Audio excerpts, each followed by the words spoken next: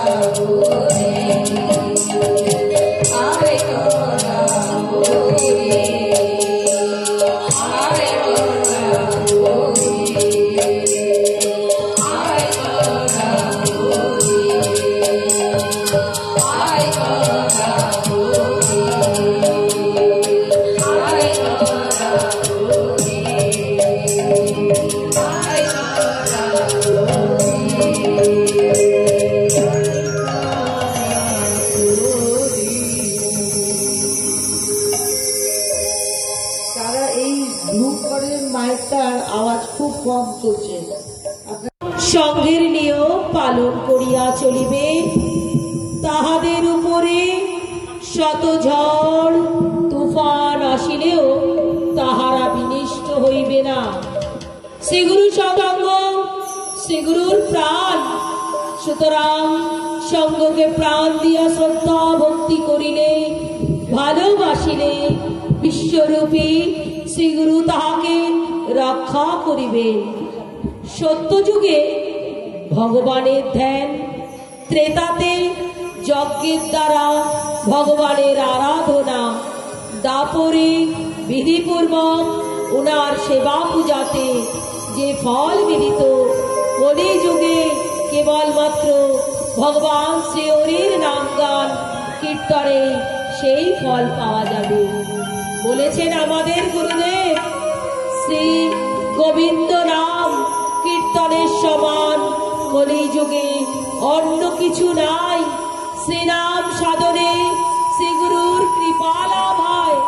শ্রীনাম শ্রীগুরুর বদন কমলে সর্বদা বিরাজমান। তোমরা শ্রীনামের মহিমা প্রাণে প্রাণে উপলব্ধি করিয়া শ্রীনাম কীর্তনকে জীবনের মহামন্ত্র রূপে গ্রহণ করো। ইহাতে পরম সুখ, পরম আনন্দ লাভ করিতে পারিবে। হরে কৃষ্ণ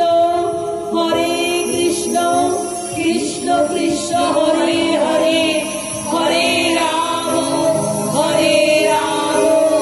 রাম রাম হরে হরে। অন্তর্গত মোড়লগঞ্জ একটি বড় গঞ্জ। এই স্থানটি ঠাকুরের অন্যতম প্রিয় স্থান ছিল। এখানে শ্রী ঠাকুর প্রায় প্রতি বছরই নাম প্রচার ও ভক্তদের নিয়ে আনন্দ করতেন এবং অন্নদা এ দাদা মহাশয়ের ঠাকুর ঘরে তার বাসস্থান ছিল। শ্রী ঠাকুর প্রাতঃকালীন সাধন ভজনে পরে বেলপাতার রস সেবন করতেন। স্বামী বিবেকানন্দ এই বেলপাতার রস করে দিতে বলে ঠাকুর মন্দিরে সাধনে বসেন।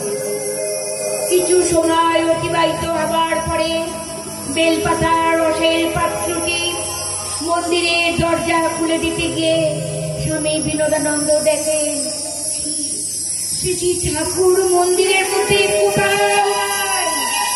সেটি একটি মাত্র দরজা, আর সেই দরজার সম্মুখে নিজেই বসেছিলেন।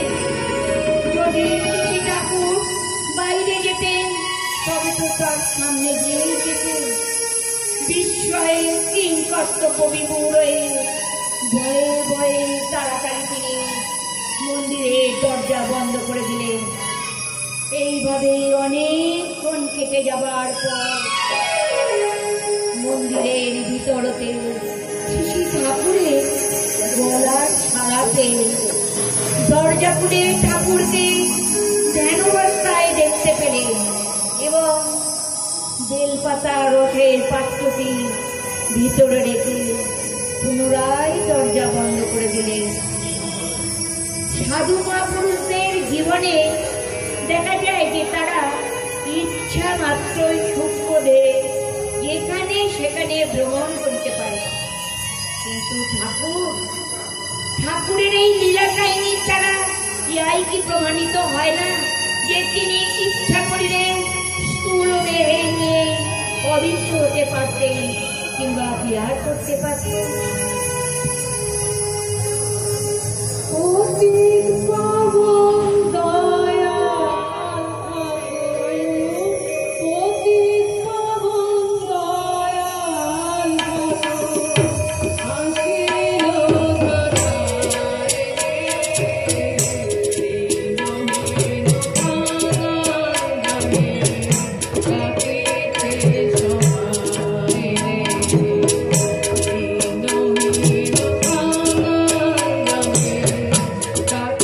Thank you.